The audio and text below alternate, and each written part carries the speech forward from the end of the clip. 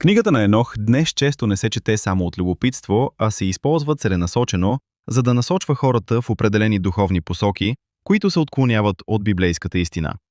Именно тук се крие сериозна опасност, която трябва ясно да се разпознае.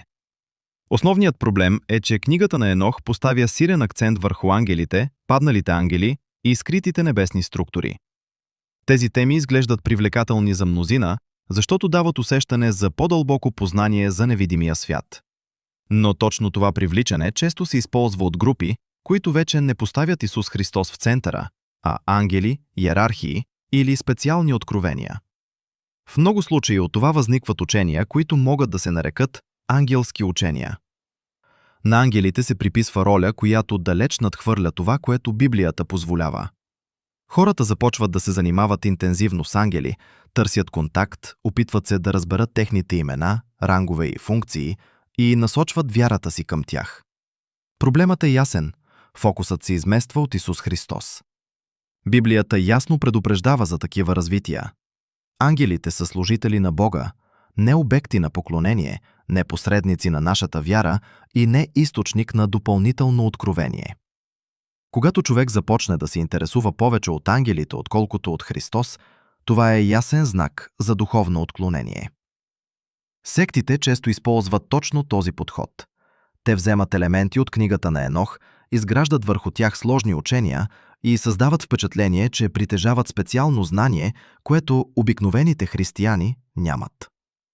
Така се създава зависимост. За да принадлежиш, трябва да приемеш тези специални учения. По този начин постепенно се подкопава авторитетът на Библията и се заменя с човешки тълкования или допълнителни писания.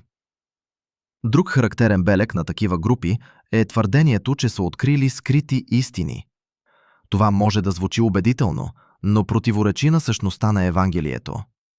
Бог не се е скрил, а се е открил напълно в Исус Христос. Няма тайно допълнително знание, което е необходимо, за да познаем Бога. Ако книгата на Енох води до това хората да се занимават повече с ангели, тайни структури или специални откровения, отколкото с Исус, тогава тя изпълнява точно ролята, която много заблуждаващи движения използват.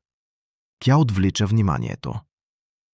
Цялата Библия обаче показва ясна и проста истина. Исус Христос е центърът. Той не е един от многото духовни участници, а Божият Син, единственият път към Отца.